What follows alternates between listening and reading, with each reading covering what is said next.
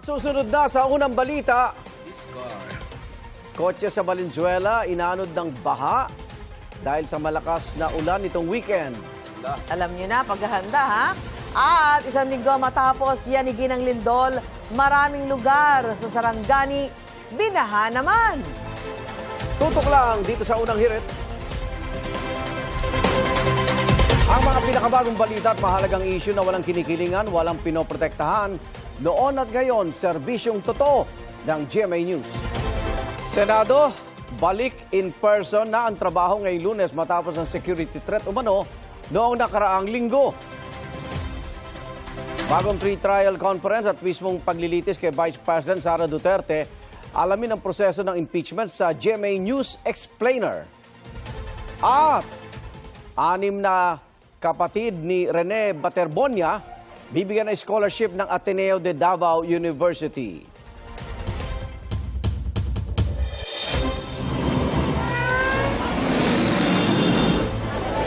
Sa process kayo po ay pinsala. Ito na ang mga unang balita.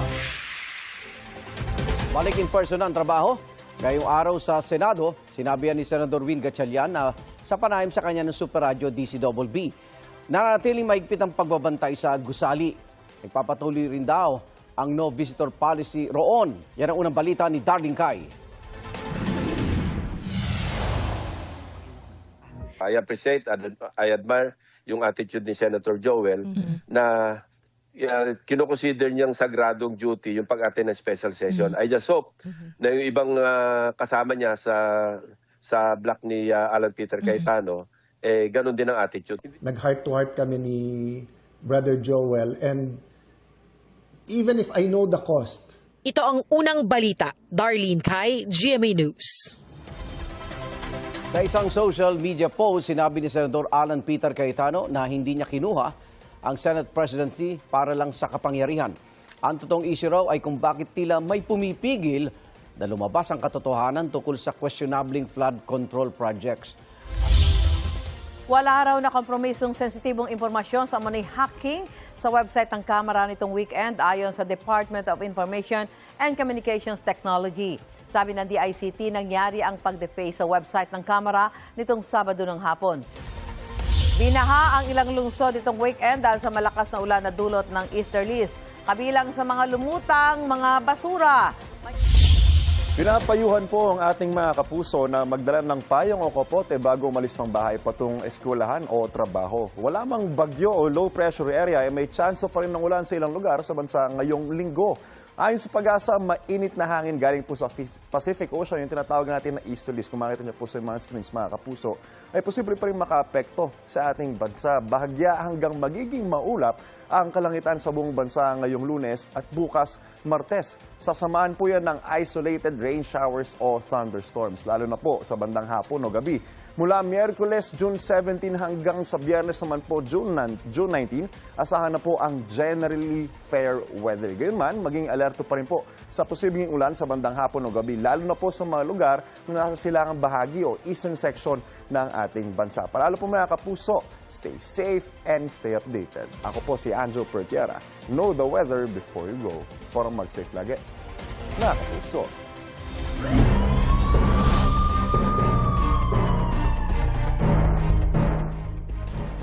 Arestado sa Quezon City ang isang lalaki dahil sa pagnanakaw umano ng motorsiklo sa San Mateo, Rizal. Ipinag-utos ng International Criminal Court Trial Chamber 3 ang panibagong medical examination kay dating Pangulong Rodrigo Duterte. Ito'y para malaman kung maayos ang kalusugan ni Duterte at kaya niyang humarap sa paglilitis sa Nobyembre. 3 doktor na hindi pinangalanan ang inatasang sumuri sa kalusugan ni Duterte. Na isama ang isang individual na hindi tinukoy sa listahan ng kanyang non-privileged contacts. Ipinagdasal ni Pope Leo XIV ang mga taga Mindanao na naapektuhan ng magnitude 7.8 na lindol noong June 8. Assicuro la mia vicinanza alle popolazioni delle Filippine colpite alcuni giorni fa da un forte terremoto. Sinabi yan ng Santo Papa sa pagdarasal ng Angelus kahapon sa Vatican City. Pahirapan na naman ang pagsakay ng mga pasahero sa Commonwealth Avenue ngayong Lunes matapos ang long weekend. Kamustahin natin ang mga commuter doon sa unang balita live. James Agustin. James. Igang, good morning. Back to school at back to work na ang ating mga kababayan matapos nga ang long holiday weekend at balik na rin yung Monday usual traffic dito sa Commonwealth Avenue sa Quezon City. Yan, mahirap sa mga kay. Katulad ganyan, punuan. Paano ginagawa niyo diskarte? Ano lang, sabit sa jeep. Mahirap sumakay Abulan. Makapagkagawan sa jeep. Sasakay ako ng ibang sasakyan, tapos dating sa lugar na yon, sasakay naman uli.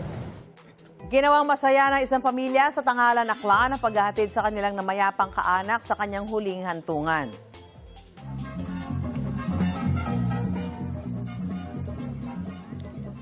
Representative Jervil Luistro na lead prosecutor sa impeachment trial ni Vice President Sara Duterte, makakausap natin live. Huwag bibitiw para laging una ka sa balita.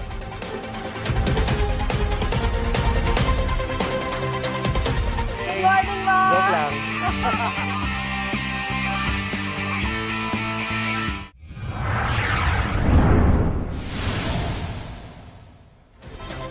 Sumadsad ang isang yate sa Tubataharip na sakop ng Palawan.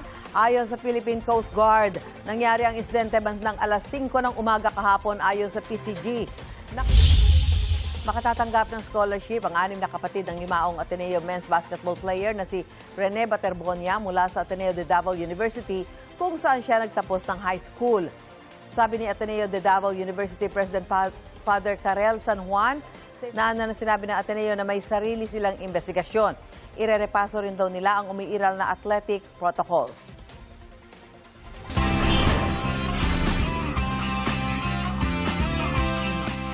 Beri po tayo sa EDSA Kamuning. Yung kaliwa po ay papuntang monumento.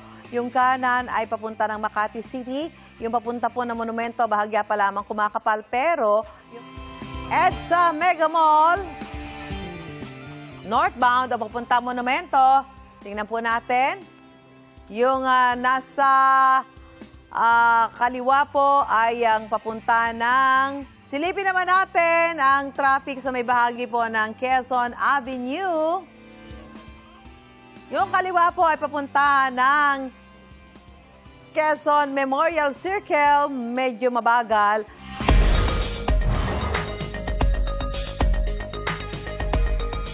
Sa Paulan, patoka isang tren na tila hindi nagmamadali at chill ang biyahe. Yan ang retro style na unhurried train. Mas relax daw ang pasahero dahil imbes na mabilis, mabagal.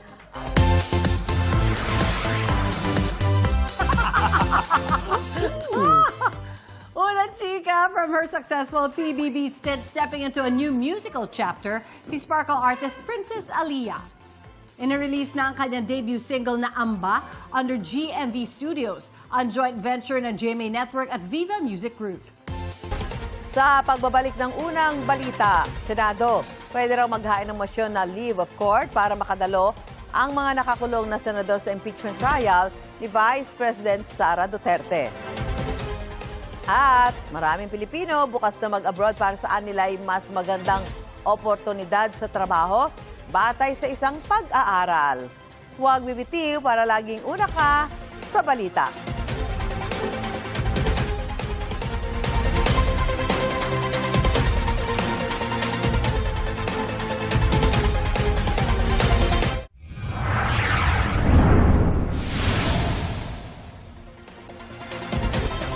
Mula Luzon, Visayas at Mindanao, lagi kang una sa mga balita at impormasyon sa mas pinalakas na unang balita.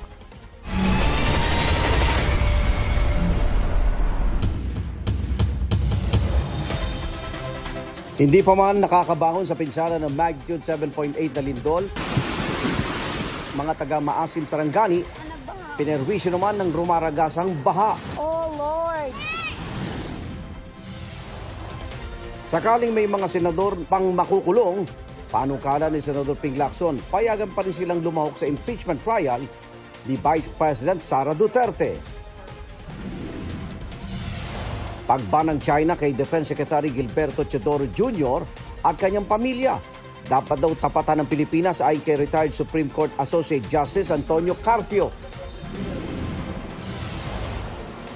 Mahigit 50% ng mga Pinoy bukas na manirahan o magtrabaho sa ibang bansa kung may oportunidad batay sa isang survey. At mahigit 100,000 Army na kay saya sa 13th anniversary ng Global Superstars na BTS.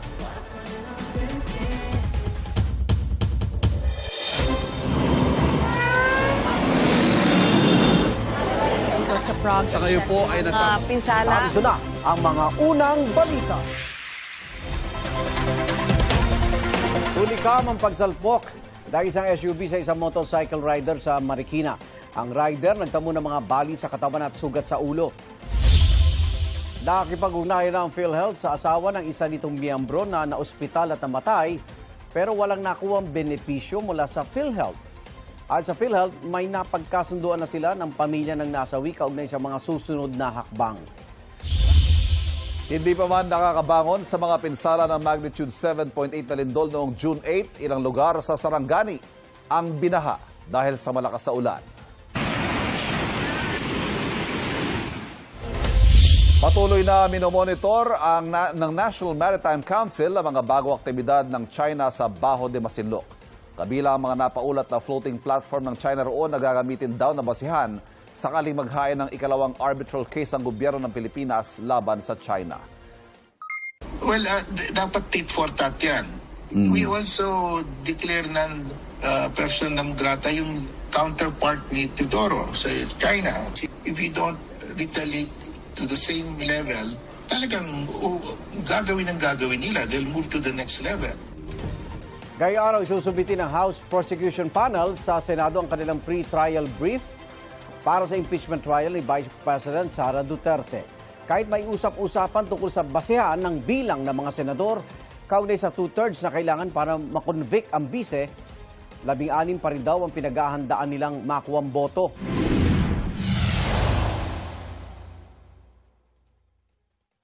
Sa 24 na senador, 8 ang may kaso o may kinakaharap na reklamo. Isa sa kanila nakakulong na si Senator Jinggoy Estrada.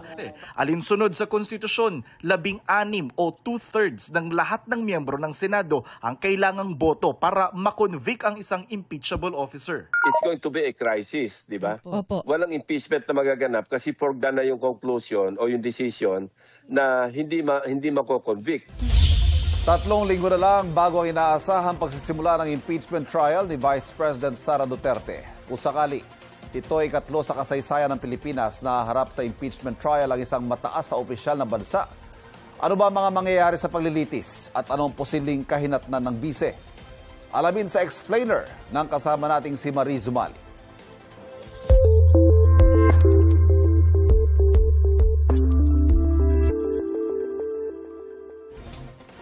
Tinuna ng Malacanang ang mga panibagong pasaring ni Vice President Sara Duterte laban kay Pangulong Bongbong Marcos. Gusto agawin yung posisyon ni Bongbong Marcos. Gusto ko makita ng taong bayan hanggang sa dulo kung gaano walang hiya si BBM. WH ang Pangulo. At bakit? Sino ba'y may records ng pagpatay? Sino ang nagbanta ng buhay at sino may kakilala sa assassin? Itong Independence Day, ang ginawa ni VP Sara, binulgar niya lang at kinainisan niya yung gawain ng pamilya niya.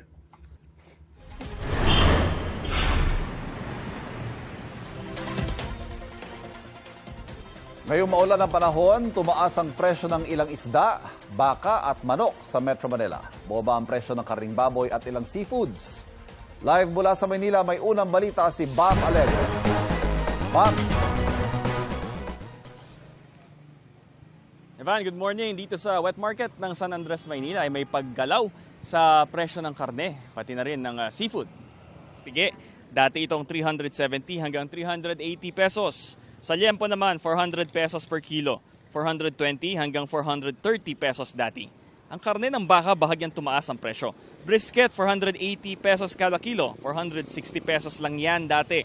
Ang sirloin naman, 650 pesos ngayon kada kilo, 600 pesos lang dati. 200 pesos ngayon ang per kilo, kumpara dati na 180 pesos. 260 pesos per kilo ngayon, dati 200 pesos kada kilo lang. Ang galunggong, 240 pesos kada kilo ngayon, 220 pesos dati. Bangus, 300 pesos kada kilo ngayon, mula sa dating 280 pesos. Tumamba ang mga patay na lamang dagat at bahura sa Glan, Sarangani nang umangat ang seabed doon. Ilang araw matapos sa magnitude 7.8 na lindol noong nakaraang linggo. Kaugnay niya makapanem natin live si PBOX Director Dr. Teresito Bacolcol. Director, magandang umaga po. Yes sir, magandang umaga din po sa inyo. Yung coastal uplift na ito may kaugnayan sa lindol ng nakaraan? Yes po, yun po yung dahilan kung bakit nagkaroon po tayo ng coastal uplift. Nagkaroon po ng yung coastal uplift, ito ay yung upward movement ng portion ng coastline or seafloor produced by the magnitude 7.8 event. Mga kapuso, magiging maayos ang panahon sa halos buong bansa ngayong araw ng Lunes. Pero mga kapuso, ayon po sa Pag-asa, maging alerto pa rin sa posibleng ulan o thunderstorm, lalo na po mamayang bandang hapon o gabi. Easterlies pa rin po ang pangunahing weather system na nakaapekto ngayon sa silangang bahagi ng Visayas, pati na rin po ng Mindanao. Mga local thunderstorm naman ang posibleng magpaulan sa iba pang bahagi ng ating bansa. Base naman po sa rainfall forecast ng Metro Weather, posible na po ang light to moderate rains ngayong umaga pa lamang sa malaking bahagi ng Central Luzon ng Mimaropa region, maging sa ilang panig po ng Northern Luzon, ng Visayas, maging sa ilang bahagi ng Mindanao. Pagsapit po mamayang hapon at gabi ay uulan na rin po ang iba pang bahagi ng ating bansa. At mga kapuso, asahan na rin po ang pag-ulan dito sa Metro Manila ngayong araw. Base po yan sa datos ng Metro Weather. Paalala po, stay safe and stay updated. Ako po si Anjo Pertiera. Know the weather before you go. Para mag-safe lagi, mga kapuso. Samantala, tulad ng pamilya ni Rene Baterbonia, hindi rin tanggap ng pamilya ni Divine Adili ang pagsori ng Ateneo Men's Basketball head coach na si Tab Baldwin. No amount of word, sorry, what is sorry? Sorry is not enough because no amount of word that will make Divine to come back to this world again. The justice that I want there is the truth, explanation on how everything happened. The damage has been done, and I has thrown my family into a very big problem. Matapos ang mahigit 3 buwan na gulo, may naisapinal ng peace deal sa pagitan ng Iran at Amerika. Ayon po yan kay Pakistan Prime Minister Shehbaz Sharif na nagsisilbing mediator ng dalawang bansa. Samantala, ngayong araw po nakatakdang isumite ng House Prosecution Panel ang pre-trial brief kaugnay sa impeachment trial ni Vice President Sara Duterte. At kaugnay po niyan, makakausap natin ngayong umaga, House Lead Impeachment Prosecutor Representative Jervil Luistro. Kong, magandang umaga po. Thank you for joining us. Good morning, Ivan, and thank you for having me here. Ma'am, pakipaliwanag po sa ating mga manonood, ano ba itong pre-trial brief at gaano ito kahalaga sa isasagawang impeachment trial? Ang layon po nito, bawasan yung mga pagtatalunan doon sa trial. Okay. Pangalawa, naglalaman din po ito ng listahan ng mga witnesses, testigo, na atin pong iprepresenta sa presentation of evidence or trial, no? Yung phrase na rules of engagement comes to mind, ano po, parang ganun din yung pre-trial brief. Something like that, Ivan. Ano-ano naman po yung naasahang tatalakayin doon sa unang pre-trial conference na scheduled sa June 18 sa Webes? Well, una siyempre yung stipulation of facts, no? Congresswoman Luistro, ma'am, thank you very much for joining us. Thank you. Good morning. Ganun din po sa lahat ng mga sumusubaybay na ating programa. Bukas na magtrabaho sa ibang bansa ang maraming Pilipino kung may pagkakataon. Batay po yan sa tugon ng masa survey ng Octa Research. Live mula sa Maynila, may unang balita si Gabriel Gonzalez. Gabriel, good morning. Sa survey na ginawa noong March 19 to 25 na nilahukan ng 1,200 participants, lumabas na 57% ng mga Pilipino ang pipiliing mag-abroad kung may pagkakataon. 3 ang pangunahing rason kung bakit pipiliin ng iba na manirahan abroad. Magandang job opportunities, mas mataas na sweldo, at mas magandang quality of life. Ay, salamat po sa pakikitambay mga igan. Araw-araw lang po kayo mag-alarm at gumising ng maaga para sa mga inihanda naming sorpresa. Kaya kita-kita ulit tayo dito bukas sa inyong pambansang morning show kung saan laging una ka, unang hirit! James Agustin! Happy birthday! Technical director na si Direk Ed Bacano.